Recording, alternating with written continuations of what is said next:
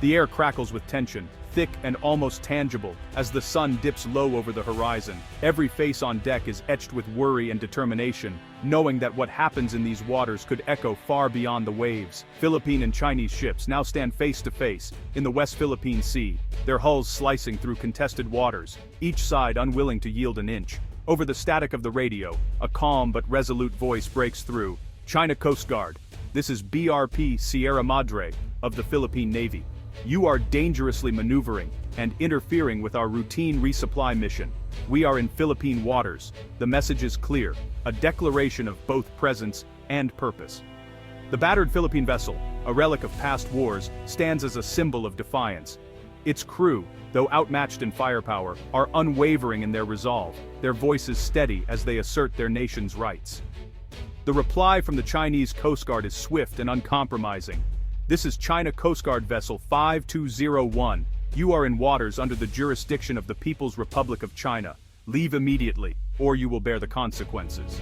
The threat is unmistakable, the standoff intensifying with every word.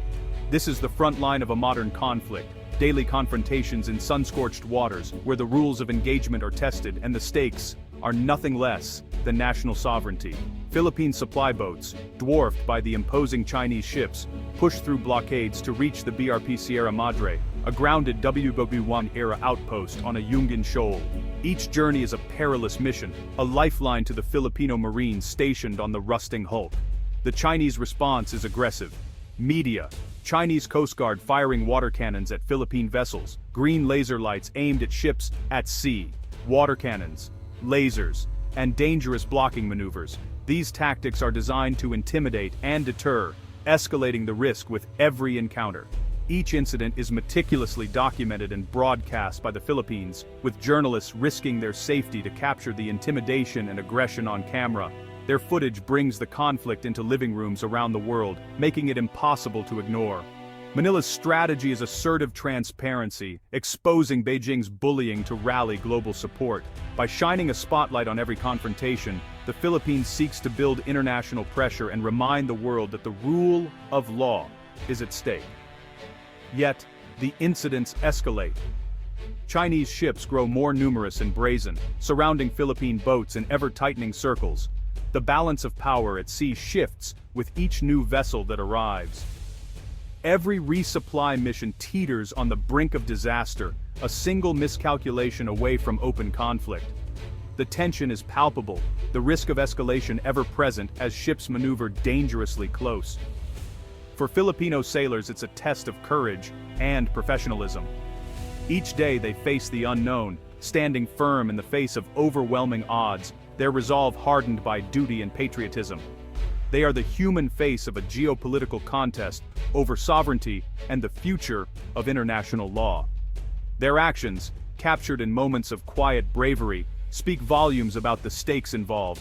Their small boats, advancing against the odds, symbolize a nation's resolve, a determination to defend what is theirs, no matter the size of the adversary. They know they are outgunned and outnumbered, facing a naval giant determined to assert its claims. Yet, they press on, aware that their stand is watched by allies and adversaries alike.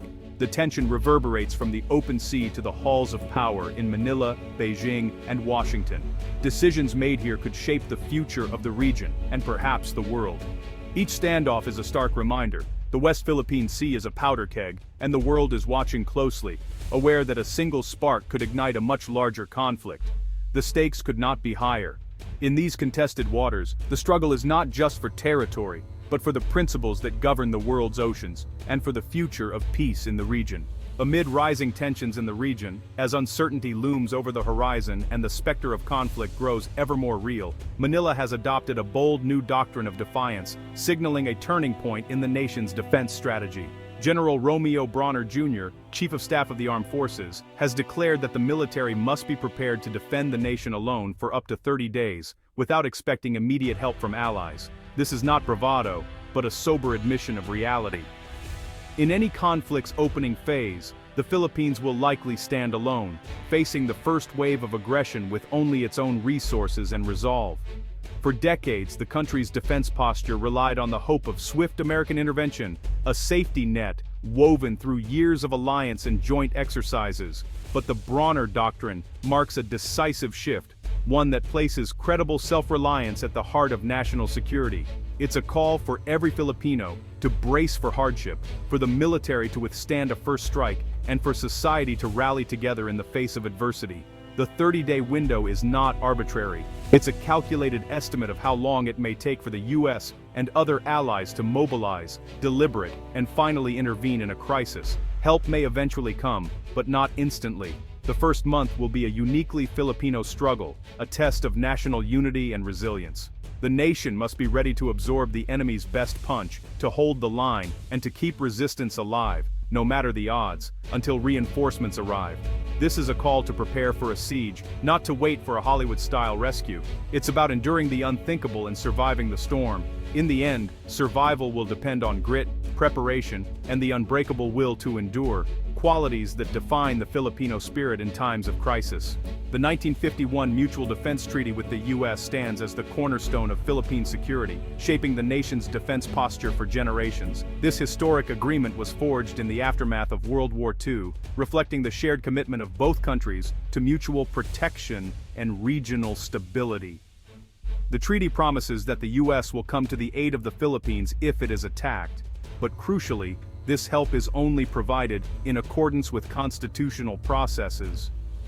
This phrase, while reassuring, introduces a layer of complexity and uncertainty. In practice, this means there will be a delay. The U.S. president cannot act unilaterally and must first consult Congress before committing American forces to battle. This process can take precious time, especially in a crisis. Mobilizing a carrier strike group is a massive undertaking. It involves not just political debate, but also complex logistics, coordination, and the sheer physical distance between the U.S. mainland and the Philippines. Every hour counts in such scenarios.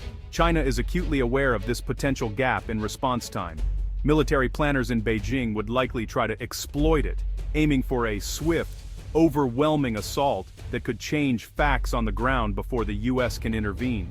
The goal for any aggressor would be clear: seize key objectives and establish control before American reinforcements can arrive, presenting the world with a new status quo that is difficult to reverse. The Mutual Defense Treaty is not an instant shield. Instead, it is a solemn promise of eventual reinforcement, a guarantee that help will come. But in those critical first 30 days, the armed forces of the Philippines must hold the line. Their mission is survival, imposing costs on the enemy, buying time, and ensuring there's still a Philippines left to defend when help finally arrives.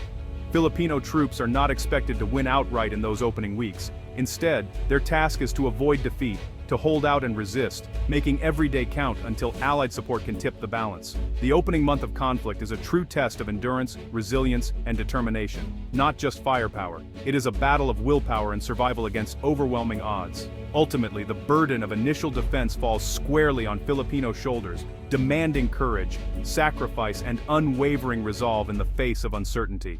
The first 30 days would be a desperate struggle for survival. The goal is not to defeat China conventionally, but to delay and impose costs. The AFP would use asymmetric tactics, hit-and-run attacks with missile boats and shore-based systems like BrahMos. The Navy and Coast Guard avoid direct confrontation, turning key straits into kill zones. The Air Force scrambles its limited jets, buying time for ground-based defenses and dispersal of assets. On land, the Army and Marines secure critical infrastructure and prepare for possible amphibious landings. Logistics are pre-positioned, as normal supply lines will be cut. Survival depends on what's on hand before the first shot is fired. Every hour bought is a victory.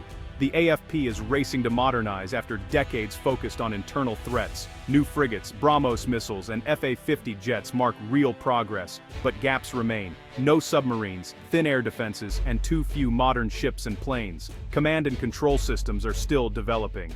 Joint exercises with allies like the US and Japan now focus on high-end warfare, not just counter-terrorism. These drills build interoperability and readiness for a real fight. Modernization is a marathon, but the threat is sprinting. The 30-day fight will test every gain. China's strategy is overwhelming force, applied with blinding speed. It would escalate from gray zone tactics to a massive multi-domain strike. Missiles, cyber attacks, and blockades. The goal: paralyze the Philippines, seize key territory, and force surrender before allies can intervene. Every move is a race against the 30-day window for outside help.